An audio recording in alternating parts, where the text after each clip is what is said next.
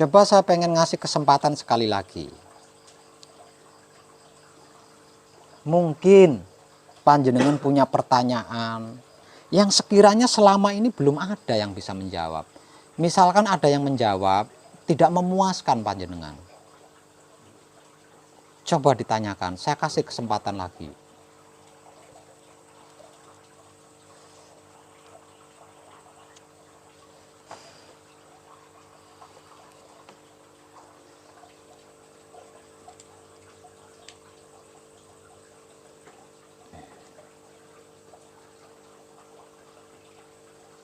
Ini Pak, saya izin tanya Iya, mengenai makhluk di luar planet bumi. iya. Pernah bertemu apa? Ada Pak? Itu aja Pak. Maksudnya gimana itu? Kan planet itu banyak Pak. Mm-mm. Ya, di luar planet lain atau di tata surya lain ada planet bintang. Apa ada makhluk lain gitu Pak? Ya ada lah, masa makhluk lain. Memangnya makhluk itu cuma kita tok manusia. Semua yang ada di alam semesta seisinya, seluruh isinya alam semesta itu kan makhluk semua. Bukan makhluk seperti manusia. Ya ada. Kalau di planet lain ada, mungkin di astronot sana ada, di bulan ada, di matahari ada, di planet-planet lain.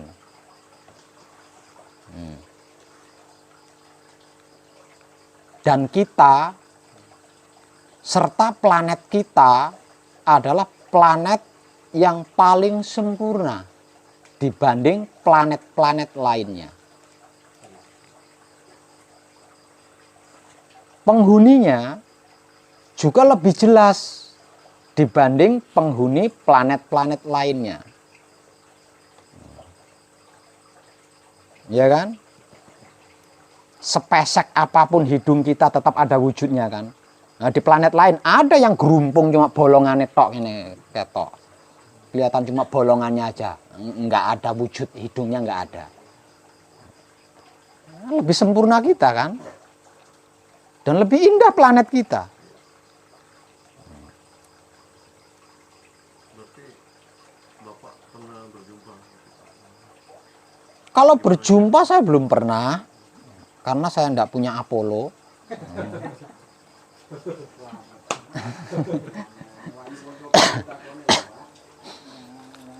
Iya, kalau saya punya Apollo mungkin saya bisa kan jelajah ke sana-sana.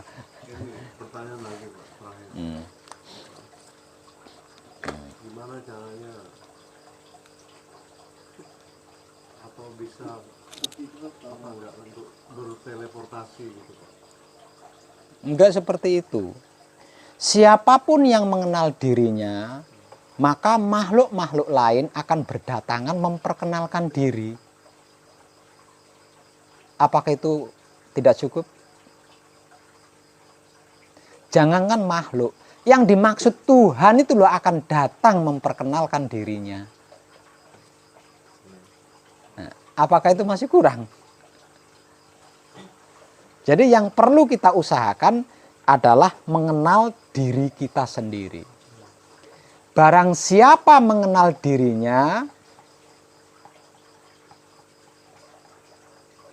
maka dia mengenal Rabbnya. Barang siapa mengenal dirinya, maka dia mengenal Tuhannya maksudnya. Lah wong Tuhan aja bisa dikenal gitu loh.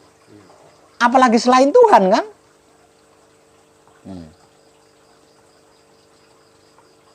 Jadi kalau Tuhan itu penghuni, Tuhan itu menghuni planet mana, kita tahu. Wong planetnya Tuhan aja kita bisa tahu, apalagi planetnya makhluk.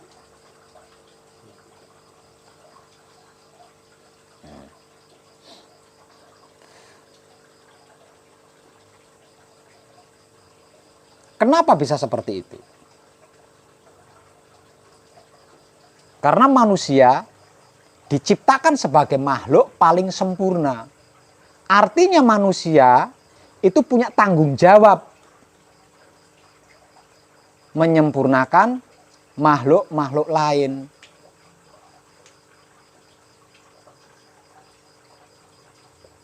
Manusia yang mana yang bisa menyempurnakan makhluk lain? Manusia yang mengenal diri. Yang mengenal dirinya itu siapa, dari mana, untuk apa, hendak kemana itu loh. Nah, kalau manusia itu mengenal dirinya itu siapa, dari mana, untuk apa, hendak kemana, maka makhluk lain yang membutuhkan kesempurnaan ini akan berdatangan. Gitu loh.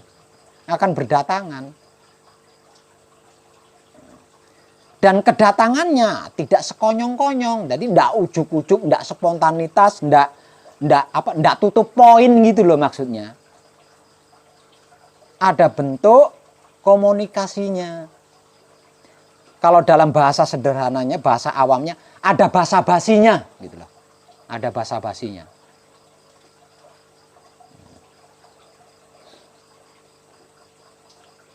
Jadi enggak ujuk-ujuk datang, sempurnain gue dong. Enggak gitu, enggak. Apa yang saya jelaskan tadi itu adalah bentuk basa-basi lah, gampangannya itu basa-basi. Siapa kamu? Dari mana kamu? Untuk apa kamu? Hendak kemana kamu? Terus balik bertanya lagi, yang ditanya balik menjawab. Itu basa-basinya gitu loh. Basa-basinya.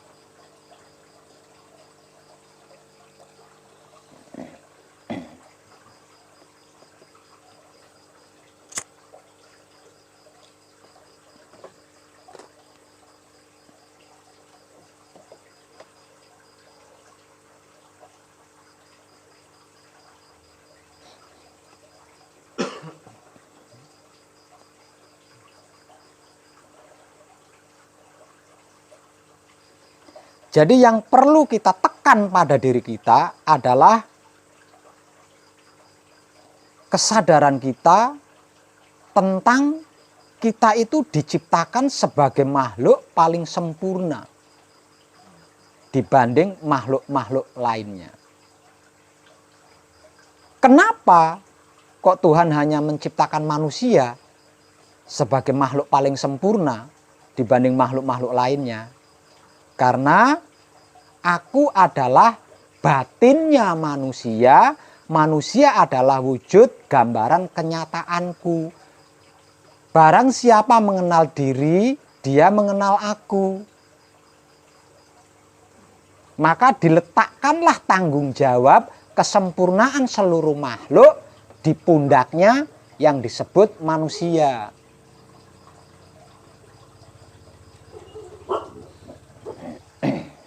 Nah, kalau dirinya saja tidak kenal, bagaimana bisa menyempurnakannya?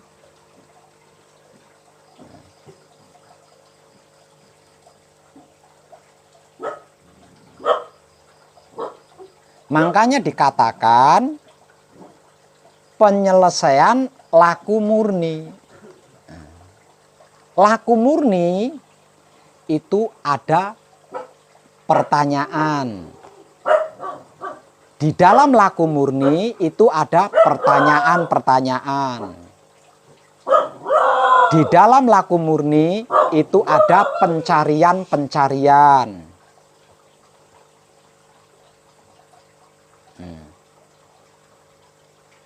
Manekung, gembleng, Isra Mi'raj adalah penyelesaian.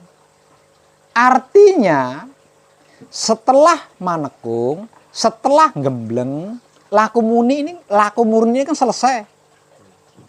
Berarti seluruh pertanyaan, seluruh pencarian di sini sudah selesai.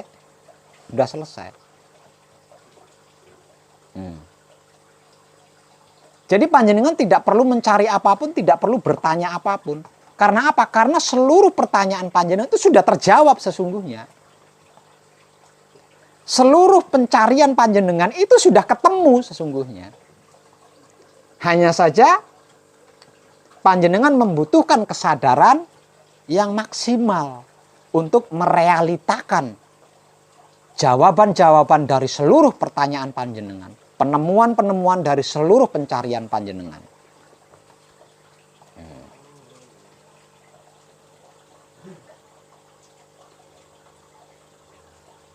Nah, ini kejadiannya real nanti. Makhluk apapun yang butuh sempurna, yang sudah waktunya sempurna, akan menemui. Satu misal contoh, saya dulu pernah mencari yang namanya sundel bolong. Kayak apa sih sundel bolong? Ya.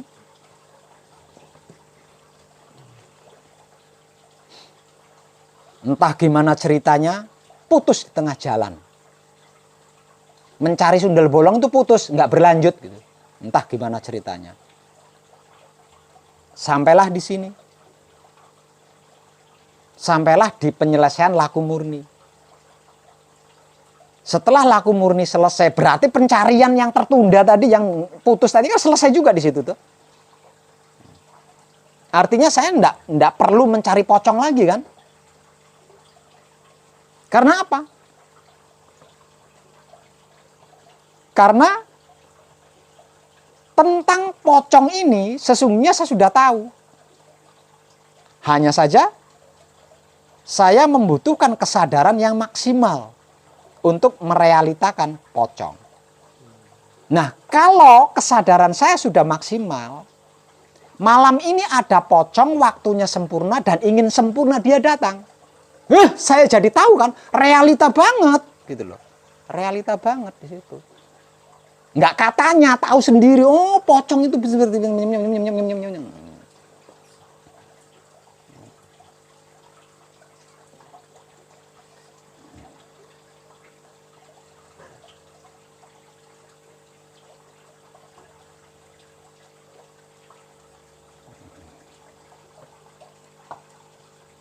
itu saya ngambil satu sampel saja.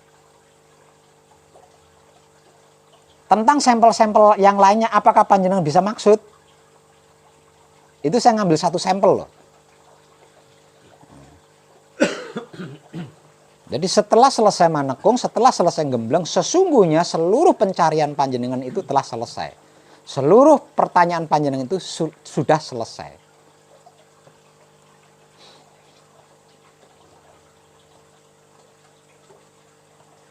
Sebenarnya apa sih yang dicari oleh manusia? Yang ditanyakan oleh manusia itu apa sih? Kalau bukan 4 perkara itu. Coba jenengan renungkan aja. Apakah yang dicari manusia itu harta benda, kekayaan, istri, suami? Apakah itu yang dicari manusia?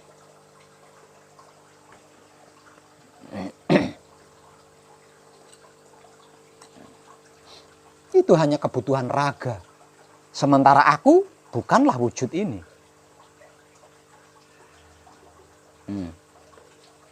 Pertanyaan-pertanyaan seluruh manusia sesungguhnya adalah 4 perkara di papan tulis itu. Pencarian-pencarian yang dilakukan oleh seluruh manusia sesungguhnya 4 perkara itu. Dan panjenengan sudah berusaha menghafal kan? Dan panjenengan tadi menjawab sudah hafal.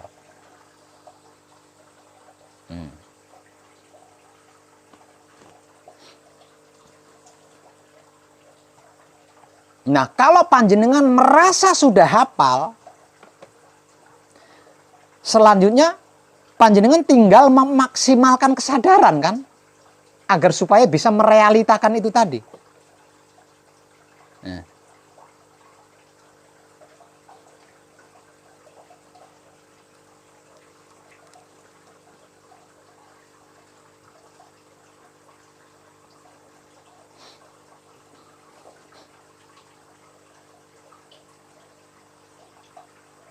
Makanya saya pernah memberikan motivasi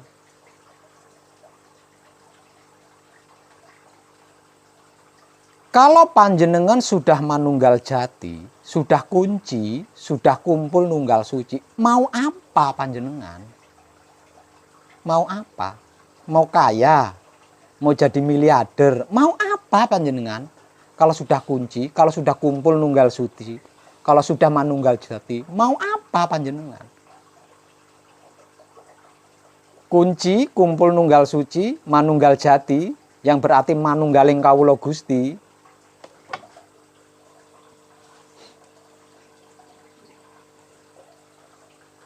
adalah sudah mengenal dirinya itu siapa, dari mana, untuk apa, hendak kemana. Manusia-manusia hidup yang sudah mengenal dirinya siapa, dari mana, untuk apa, dan hendak kemana, alam semesta seisinya ini akan datang jika membutuhkan. Tidak ada satupun makhluk yang tidak ingin sempurna. Tidak ada satupun makhluk yang tidak butuh sempurna. Semua makhluk itu ingin sempurna. Semua makhluk itu butuh sempurna. Karena apa? Karena tempat tinggal kita yang sekarang ini cuma warteg dalam perjalanan kita.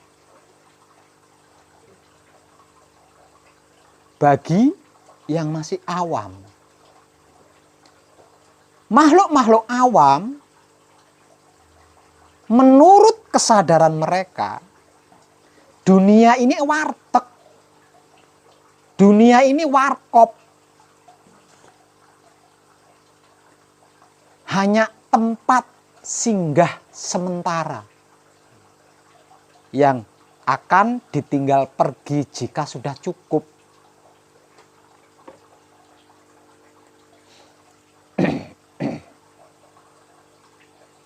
Seluruh makhluk butuh sempurna. Seluruh makhluk ingin sempurna. Artinya seluruh makhluk kan ini mencari sempurna. Di mana kesempurnaan ini?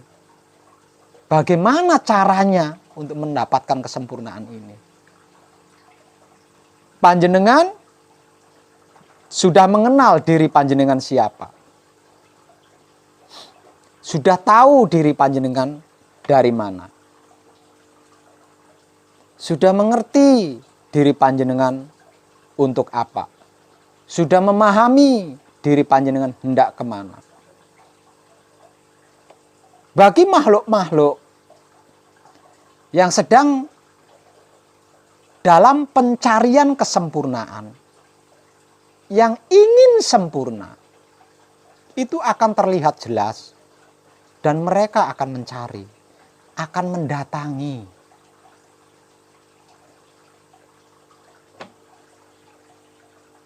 Karena ingin sempurna, karena butuh sempurna. Tapi tidak bisa sempurna. Yang bisa menyempurnakan adalah manusia hidup yang mengenal dirinya.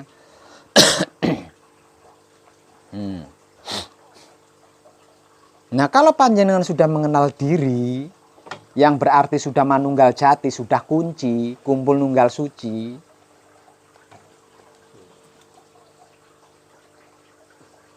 panjenengan mau apa?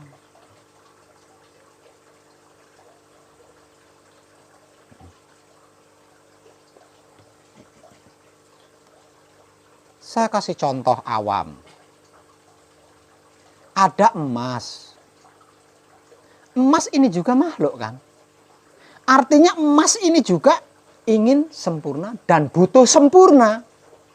Ada manusia hidup yang manunggal jati. Ada manusia hidup yang sudah kunci. Emas ini tahu. Karena dia ingin sempurna, butuh sempurna, tapi tidak bisa sempurna. Mengetahui ada yang bisa menyempurnakan, emas ini kan akan datang. Paham nggak jenengan? Uang itu juga kan makhluk. Artinya sama, akan datang. Karena dia butuh sempurna, ingin sempurna, tapi tidak bisa sempurna. Mengetahui ada yang bisa menyempurnakan, pasti datang kan? Apapun itu. Lah, kitanya tinggal menyempurnakan. Menyempurnakan. Sedangkan yang disempurnakan dengan sukarela. Dengan sukarela.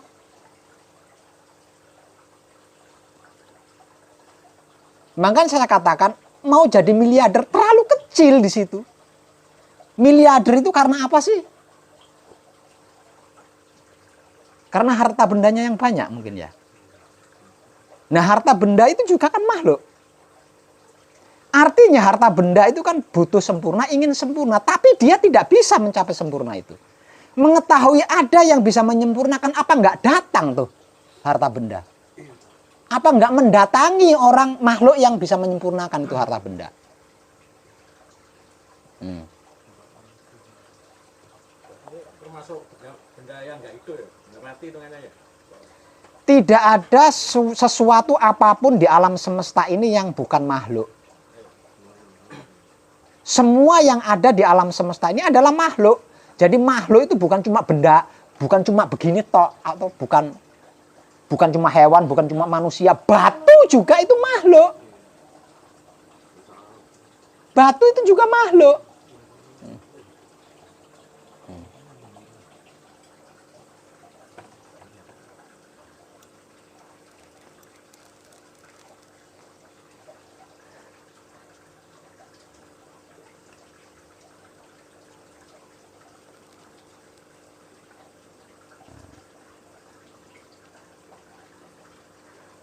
Lah, poinnya kan berarti mengenal diri, toh? Karena dengan mengenal diri kita akan manunggal jati. Dengan mengenal diri kita akan kunci, kumpul nunggal suci. Poinnya kan di situ.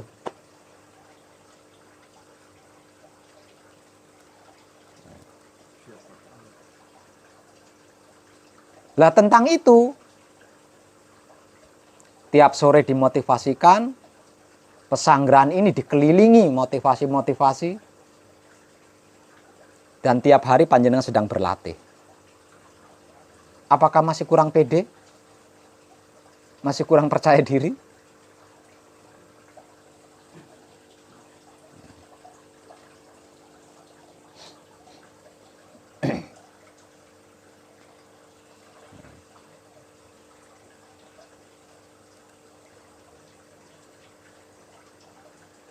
Satu makhluk saja berhasil panjenengan sempurnakan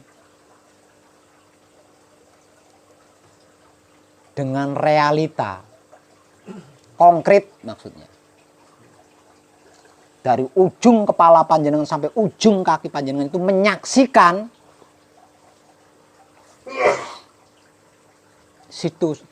di situ baru mulai jelas tuh yang dimaksud Tuhan, itu baru mulai jelas di situ.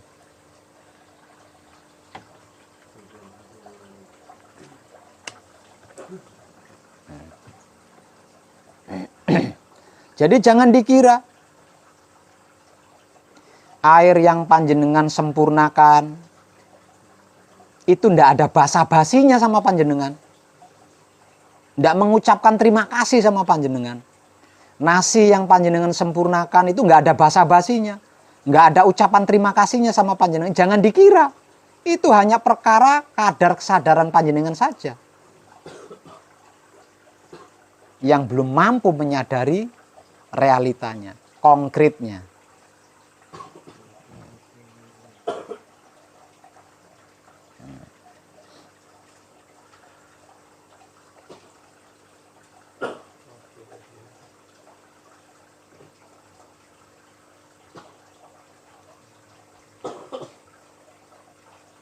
Nah itu apapun. Apapun.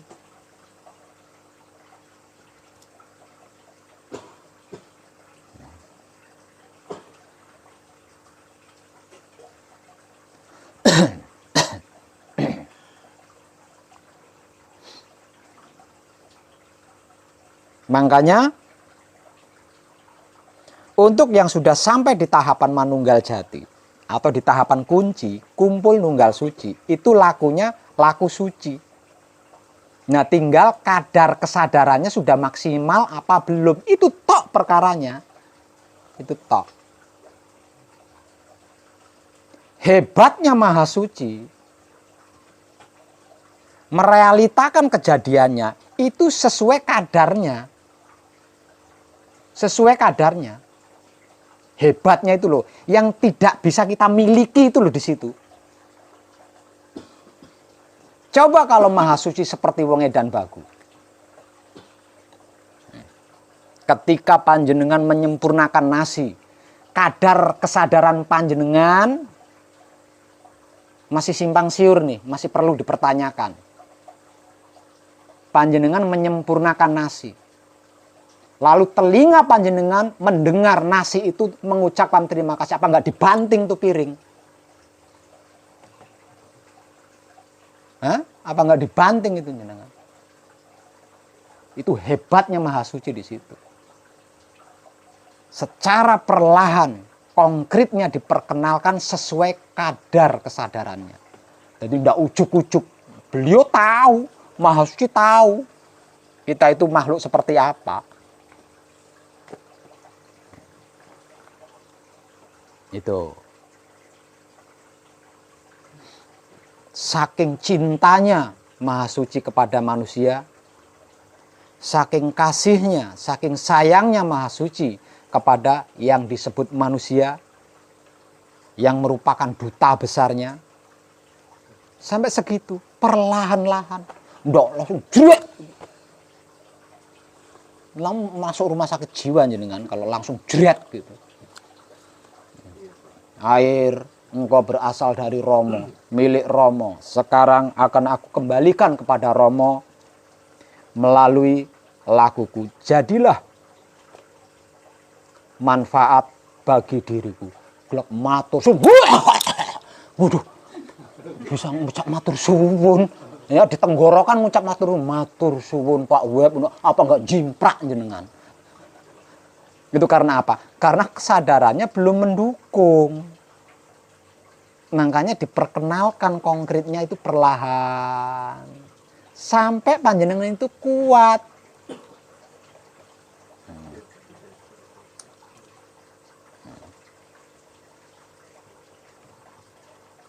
Makhluk yang paling dikasihi oleh Maha Suci adalah mutmainah atau Jibril.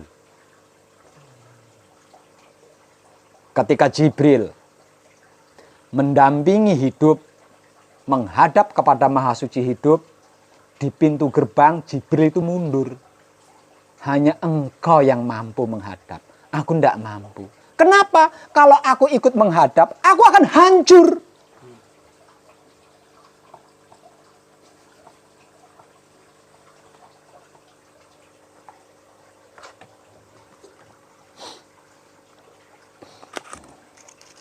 Pernah dengar sejarah Nabi Musa yang ingin menyaksikan wujud Tuhan di bukit apa? Apa katanya? Nggak akan mampu. Nggak akan mampu. Kurang apa saktinya Nabi Musa?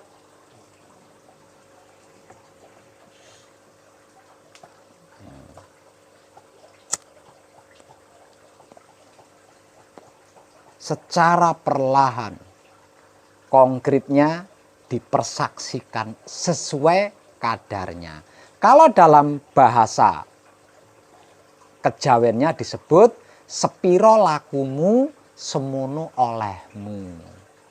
Ini arti maksudnya itu konkretnya ini diperkenalkan secara perlahan-lahan sesuai kesadaran gitu. Dipersaksikan secara perlahan-lahan sesuai kadar kesadarannya.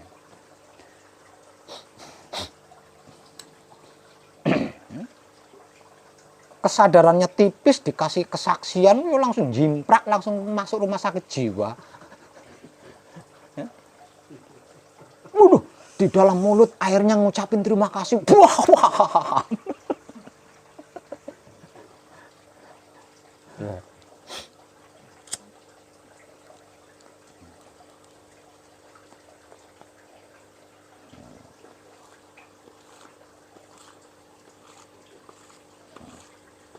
Lah,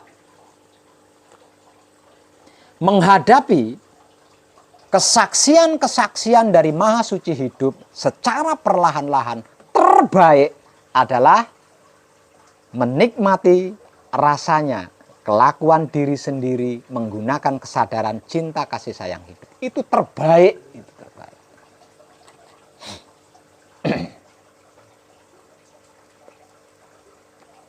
Itu terbaik dan termudah. Tidak mengejutkan, tidak mengejutkan.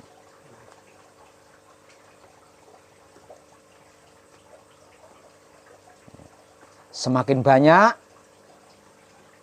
rasanya kelakuan-kelakuan yang berhasil panjenengan nikmati dengan kesadaran cinta kasih sayang hidup, semakin bertambah kadar kesadaran panjenengan. Semakin bertambah kadar kesadaran panjenengan, semakin mampu menghadapi kesaksian demi kesaksian. Jadi tidak heran, tidak kaget, tidak takut,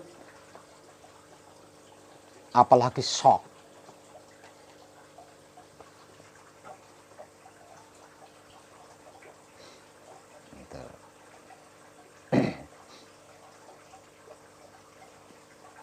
Saya ulang, poinnya adalah poinnya itu.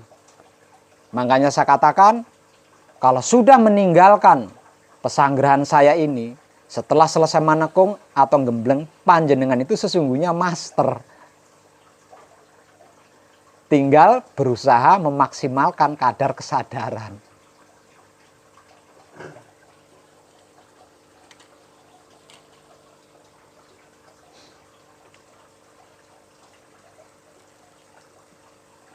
Apapun akan berdatangan kepada panjenengan, apapun akan datang menemui panjenengan. Tinggal panjenengan kesadarannya mampu menyambut apa belum. Tok. Kalau kesadaran panjenengan mampu menyambutnya, ya akan jadi langganan. Kalau enggak, dibeliin rokok senyum aja enggak, ih amit-amit. Nah, gitu. Beli rokok ke tempat lain aja. Orangnya mencuba ya.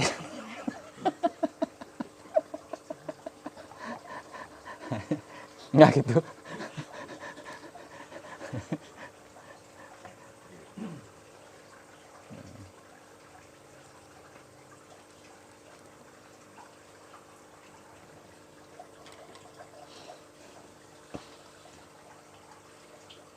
Sangat luar biasa.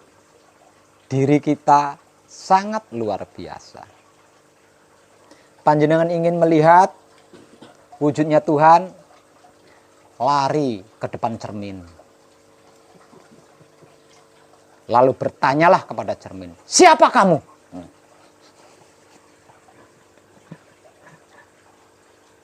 Nanti dia ketawa itu di dalamnya. Ih, edan.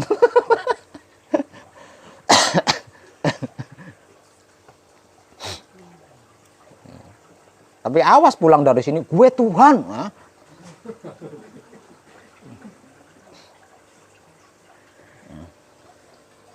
Masuk koran sampean.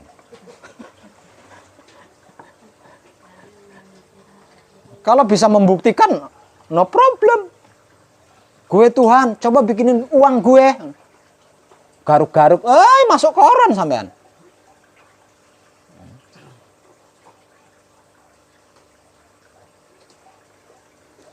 Kira-kira gitu enggak?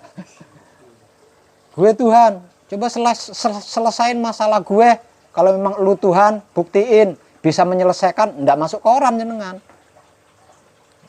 Nah, di situ saya sudah ada di saku panjenengan itu, wong edan baku udah kebawa di situ.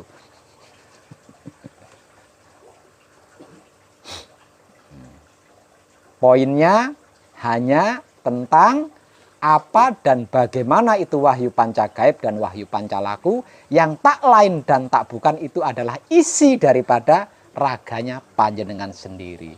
Raga kita ini tidak ubahnya pakaian yang sewaktu-waktu bisa dilepaskan oleh yang menggunakan pakaian ini. Dan ketika yang menggunakan pakaian ini melepaskan pakaiannya, lah pakaiannya ini dicuci, disetrika, terus disimpan di lemari untuk dipakai berikutnya, apa dibuang. Nah ini. Ya. Dilepas terus dibuang ke tempat sampah. Lah ini yang gawat.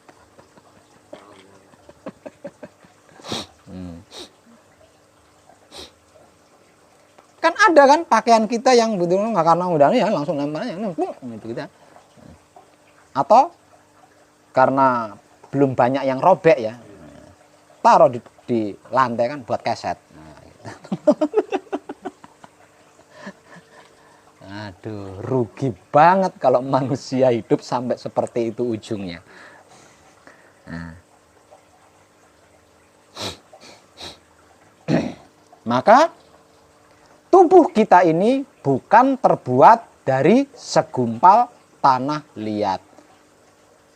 Yang berbahan segumpal tanah liat itu kakek moyang kita Adam.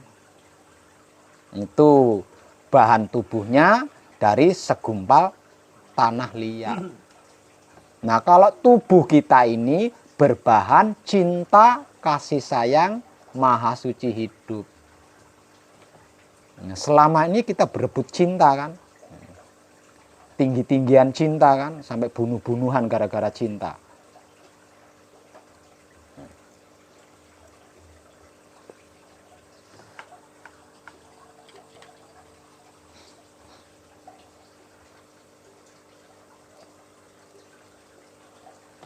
Romo.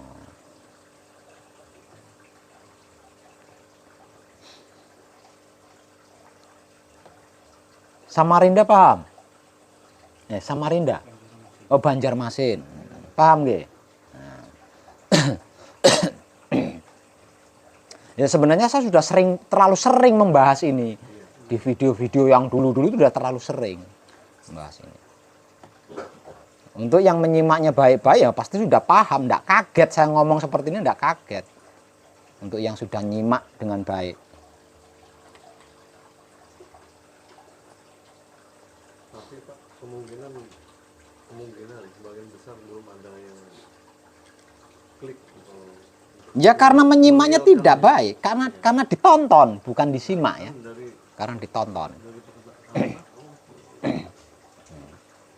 Banyak yang seperti nggak nalar gitu. Begitu.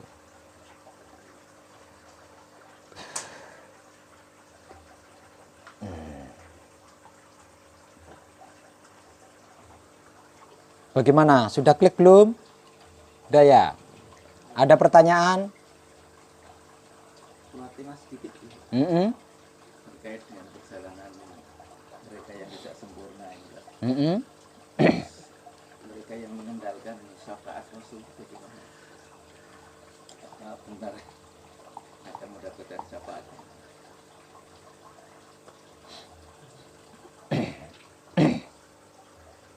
Kalau untuk orang awam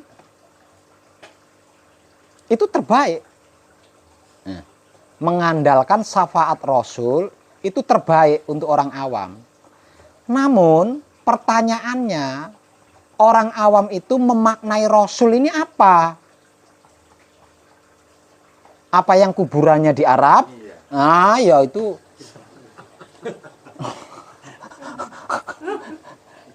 Kebanyakan kesana. Kebanyakan Rasulullah. Iya, memaknai Rasulullah itu Yang di apa gitu. Rasulullah itu kan utusan Tuhan. Toh? Rasul itu utusan, Allah itu Tuhan. Rasulullah berarti utusan Allah. Lah memaknai utusan Allah ini apa? Muhammad yang di Madinah atau yang benar? Ya jangan nyalain Nabi Muhammad kalau memaknainya ke sana. Nah.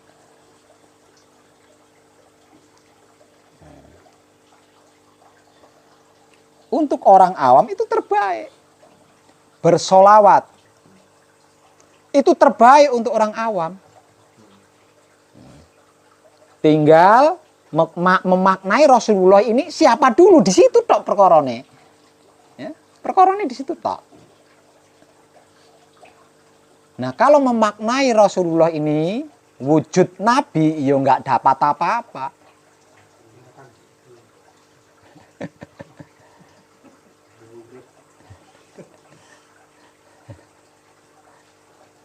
Nah, kalau memaknai Rasulullah sebagai ruh suci, ruhnya Tuhan, bukankah sesungguhnya kita melakukan itu?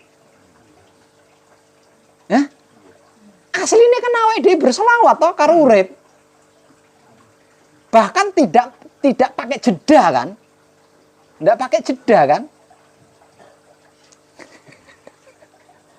Tidak menggunakan jeda kan?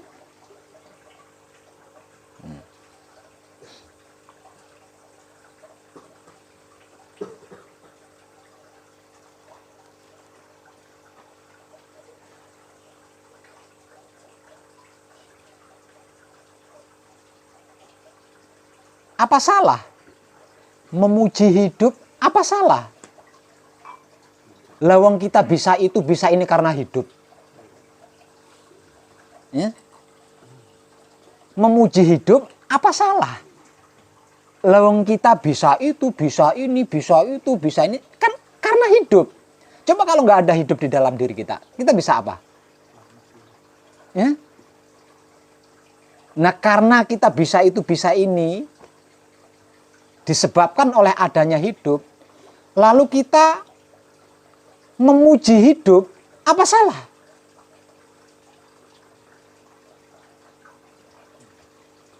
Baik kan?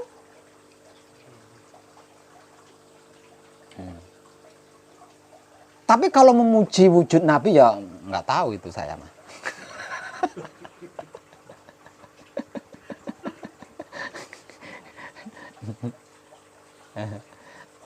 Bahkan ada salah satu video di mana di dalamnya itu saya pernah berkata, ada sebuah hadis ya,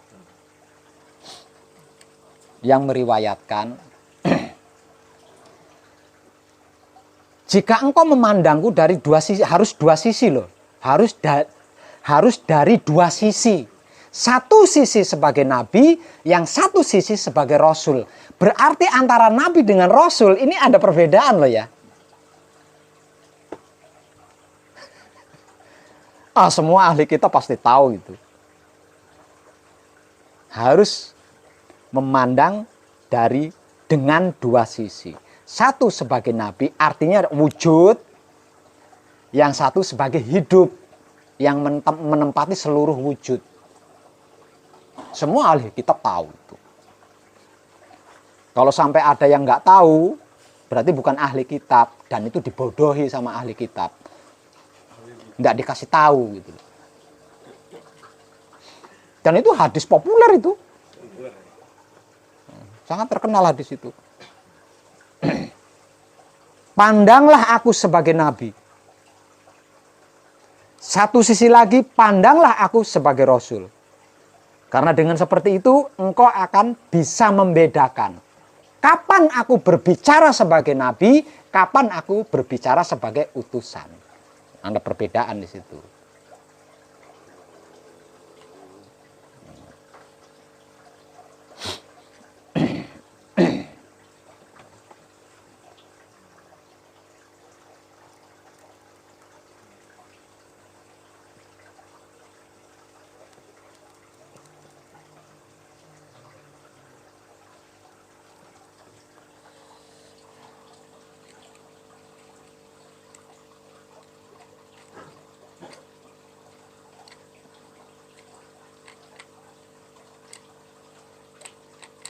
Paham?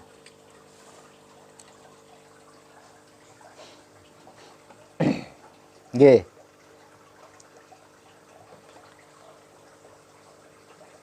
Filosofi yang saya gambar di papan tulis itu bukan berlaku untuk yang sudah mengenal diri. Itu berbeda, itu enggak pakai itu. Kalau yang sudah mengenal diri itu enggak pakai itu. Kalau sudah mengenal diri, suka-suka panjenengan. Suka-suka panjenengan. Mau mati sekarang bisa, mati besok bisa, mati kapanpun jenengan bisa.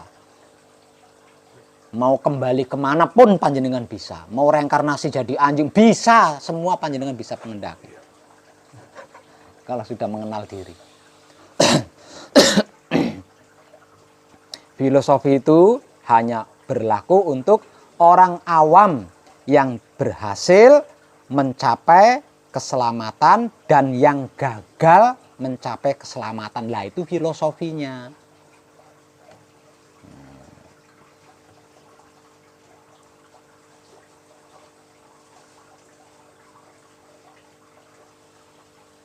Nah, kalau manunggal jati, kalau kunci enggak berlaku itu. Bagaimana berlakunya?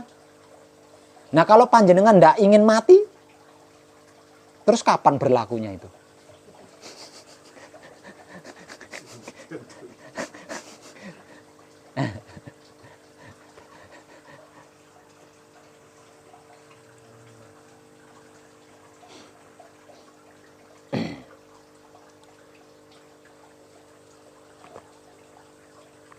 Sempurna. Kali malik masa susahkan paling.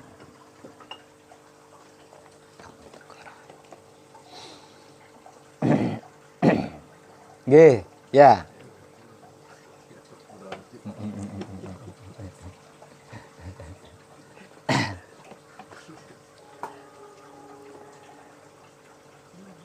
Kadar kesadaran kita itu akan menjadi mudah bertambahnya kalau ucapan terima kasih kita sudah universal, bisa universal. Jadi kalau ucapan terima kasih kita bisa universal, bertambahnya kadar kesadaran ini menjadi sangat mudah sekali. Karena di situ ada janji Maha Suci hidup. Barang siapa bersyukur kepadaku, akan aku tambah nikmatnya. Nikmat yang dimaksud itu apa? Kadar kesadaran ini loh. Jadi rasanya kesadaran itu, wah, nggak bisa digambarkan. Nikmatnya itu nggak bisa digambarkan. Nggak bisa digambarkan nikmatnya.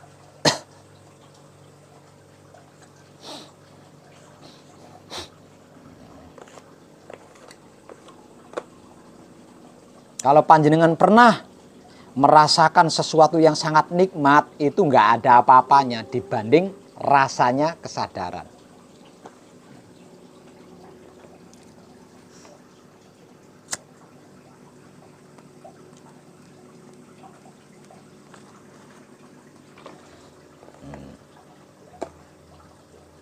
Paham? Nggih. Terutama tentang Tuhan. Sudahlah, berhentilah panjenengan menyebut-nyebut Tuhan, itu berhenti. Nggak ada Tuhan itu, nggak ada. Nggak ada. Tuhan itu nggak ada. Tidak ada satupun kitab yang mengatakan Tuhan itu ada, itu nggak ada. Kalau ada yang ngeyel, silakan datang temui saya. Kitab apa yang mengatakan Tuhan itu ada? Kalau ayat-ayat apa, surat-surat berapa, dalil-dalilnya dari mana? Nggak ada satupun kitab yang mengatakan Tuhan itu ada. Jadi berhentilah soal Tuhan itu.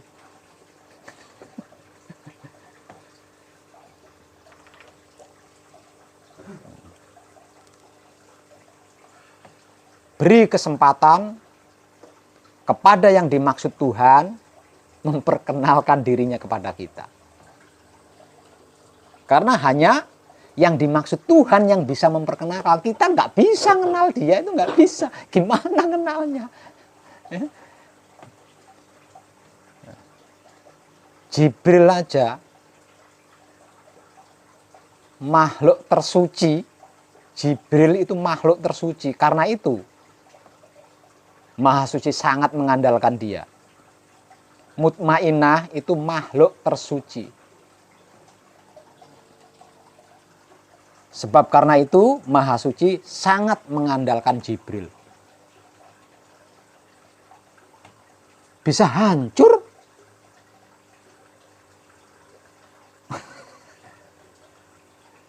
Apalagi selain Jibril.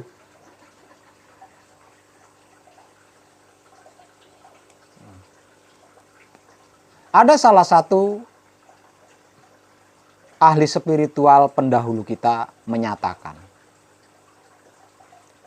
dengan bahasa religinya, sungguh aku mengenal Allah melalui Allah. Dia berkata seperti itu. Dia tidak berkata, aku mengenal Allah dengan tirakat, dengan puasa. Enggak. Aku mengenal Allah melalui Allah. Itu kalau dimaknai gimana coba? Sama.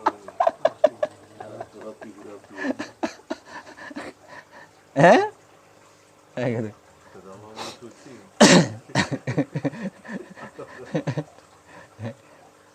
Jadi tidak ada yang bisa menyentuh Maha Hidup selain hidup.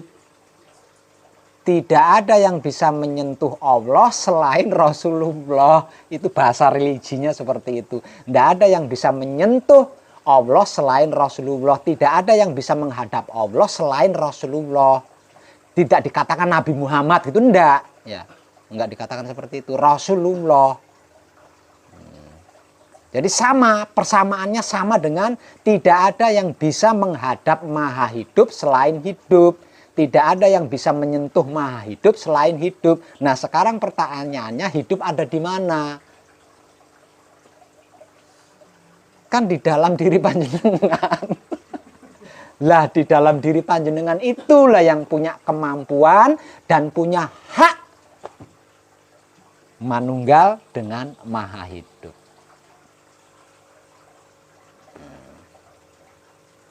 Lebih konyolnya lagi, hidup itu adalah ruhnya Maha Hidup. Nah, hidup adalah ruhnya Maha Hidup. Aku ambil sebagian ruhku, lalu aku perintah untuk menghidupkan wujud. Hidup adalah ruhnya Maha Hidup. Lah, kalau Maha Hidup itu Maha Kuasa, berarti hidup. Kalau Maha Hidup itu Maha Kaya, berarti hidup. Kurang apa jenengan? Kurang cepet, udah terlambat. Kurang cepet, coba dari dulu-dulu. Coba kalau dari dulu-dulu. Kenapa ahli-ahli kitab yang mendalami agama kok tidak jeli tentang ayat itu? Ya ada, ya jeli. Cuma yang belajarnya kan tidak mau ngesot. Baru dapat semangkuk air, sudah dianggap laut. Nah, itu. Jadi yang ahli ini enggak sempat memberitahu. Atau merahasiakannya, Pak. Enggak mungkin lah. Orang yang sudah sampai di situ enggak mungkin, enggak akan berani. Kalau sampai melakukan itu dia akan jadi orang awam lagi. Jadi enggak gampang, laku suci itu enggak gampang. Panjenengan keluar dari jalur laku suci, jenengan akan jadi orang awam.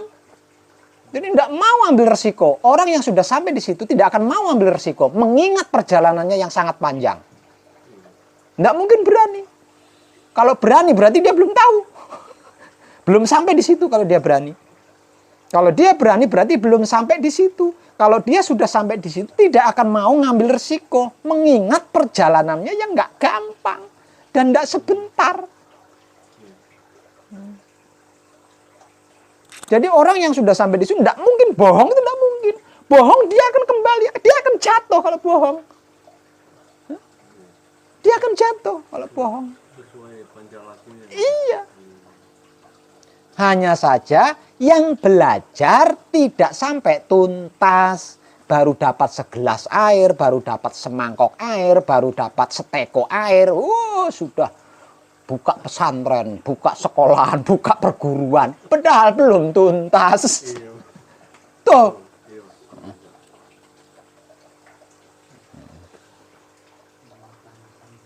Yang penting viral duluan. Nah ini gawat. Yang penting viral duluan. Soalnya yang dicari viral. Saya jamin, siapapun yang sudah sampai di situ tidak akan mau ngambil resiko. Karena mengingat perjalanannya yang begitu panjang dan itu tidak mudah. Dan itu hanya dapat dilakukan sekali seumur hidup. Kalau sudah mencapai di situ, hanya bisa sekali seumur hidup. Kalau bisa berkali-kali, mestinya Nabi Muhammad Isra Mi'raj berulang-ulang kali kan? Buktinya Nabi Muhammad Isra Mi'raj hanya sekali doang. Artinya kan tidak bisa diulang lagi. Maksudnya itu kan realita apa enggak itu Pak? Lah ya sama saja. Adam sampai Muhammad itu Sama. realitanya ada. Enggak Ya, ya. yang dulu-dulu juga sebenarnya sama. Hanya saja dikarenakan kalau yang terdahulu itu kan tidak diperintah untuk mengajarkan akhlak. Kan berbedanya di situ. Nah, kalau Nabi Muhammad kan diperintah, diberi tugas untuk mengajarkan akhlak. Sehingganya manusia hidup ini punya tata krama gitu loh. Nah, kalau yang dulu-dulu kan enggak. Makanya enggak punya sahabat. Lah terus yang nyatat siapa? Nah. Sebenarnya yang dulu-dulu juga mengalami sama. Hanya saja tidak ada yang mencatat. Hanya itu tahan. Kan belum ada bahasa dulu. Lah makanya. Pakai komunikasi. Nah iya.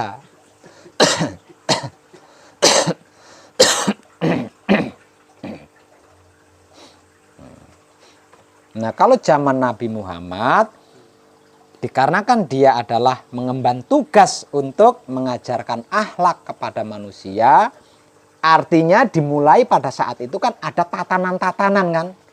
Ada yang namanya saudara, ada yang namanya sahabat. Nah, itu kan baru mulai ada di situ. Maka yang terdekat disebut sebagai sahabat. Karena paling dekat sering menyaksikan. Nah, karena sering menyaksikan kan apal, tulis. Nah, sebelum itu kan belum seperti itu, belum ada aturan. Wah, ini mengenal Tuhan, katakanlah kalau bahasa sederhananya. Ini mengenal Tuhan, wes pokoknya nggak peduli saya gandol sarungnya. Gitu kan dulu orangnya seperti itu prinsipnya. Pokoknya saya nggak mau tahu deh, ribet. Pokoknya saya megangin sarungannya aja, kan gitu.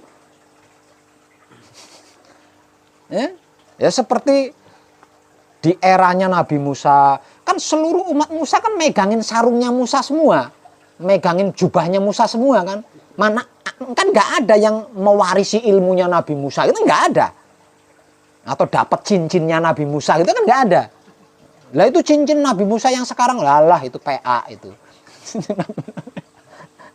Ya.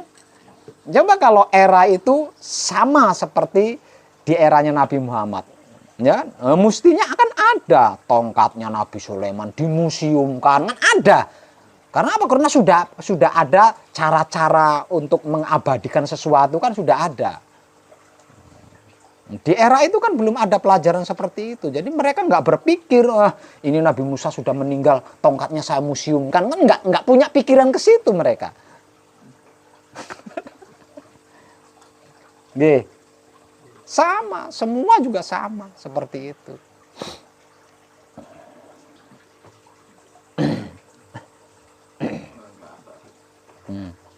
Untuk kita yang sudah berkehormatan, apakah ada kemungkinan juga itu nanti bisa jatuh lagi bermonori dengan ego?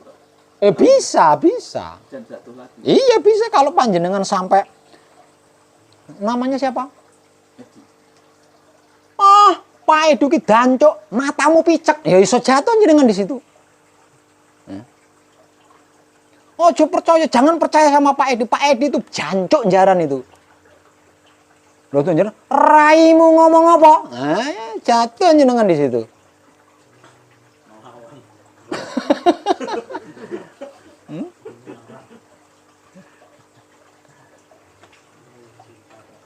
Makanya bentuk motivasi dari saya, ketika ada yang membenci kita, balaslah dengan cinta. Ada yang memfitnah kita, balaslah dengan kasih. Ada yang melukai kita, balaslah dengan sayang. Nggak akan jatuh.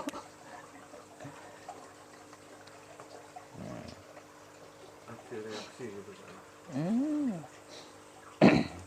Nah kalau panjenengan sudah sampai di situ, tetangga panjenengan beli motor, paling itu ngitri monyet, itu ngingu tuyul paling, makanya bisa beli motor. Jatuh lah panjenengan. Paham nggak? Ya? Iya. Selesai manekung, selesai gembleng, pulang ke rumah. Tahu tetangganya bisa beli motor. Nyiblorong itu. Ya jatuh jenengan. Tuh. Jadi jangan dikira nggak jatuh. Ya pasti bisa jatuh lah kalau seperti itu. Makanya setiap selesai manekung, setiap selesai gembleng, panjenengan akan diberi motivasi-motivasi untuk mempertahankan hasil manekung atau hasil gembleng. Agar supaya panjenengan tidak tergelincir jatuh. Karena kalau sudah jatuh satu kali, kemungkinan dua kalinya ini sangat besar. Gitu lah. Jadi tidak langsung kembali awam itu tidak. Sebanyak hitungan bacaan kunci ketika kita membaca kunci. Tapi kalau sudah pernah jatuh satu kali, nah kedua, ketiga, keempat, kelima, keenamnya ini sangat gampang. Nah kalau sudah 7 kali seperti itu, panjenengan tidak bisa sadar sendiri, nunggu ada yang menyadarkan, panjenengan tidak bisa ingat sendiri, menunggu ada yang mengingatkan, terulang-ulang sampai 7 kali kembali awam panjenengan. Sudah selesai. Maha murah. Maha suci itu maha murah. Salah sekali langsung dipalu itu enggak. Dikasih kesempatan lagi. Apa ini tanya Pak, untuk penetralannya itu nggak bisa dengan cinta kasih sayang secara real. Apanya? Ada kemomoran gitu, jatuh gitu Pak ya. Terus kita netralkan dengan Enggak, kan ada patrap samadhi mijil sampurno. ini tuh patrapnya Pak.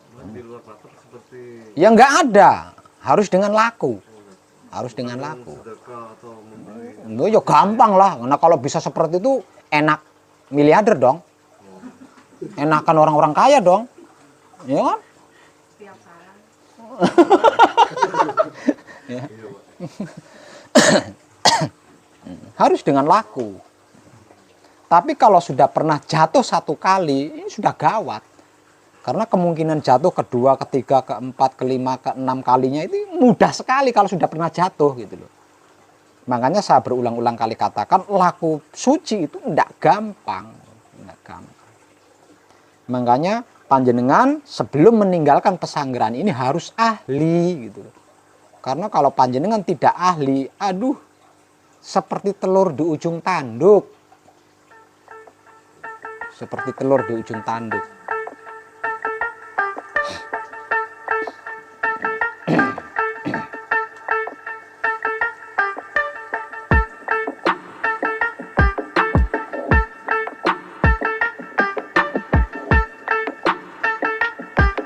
Oke.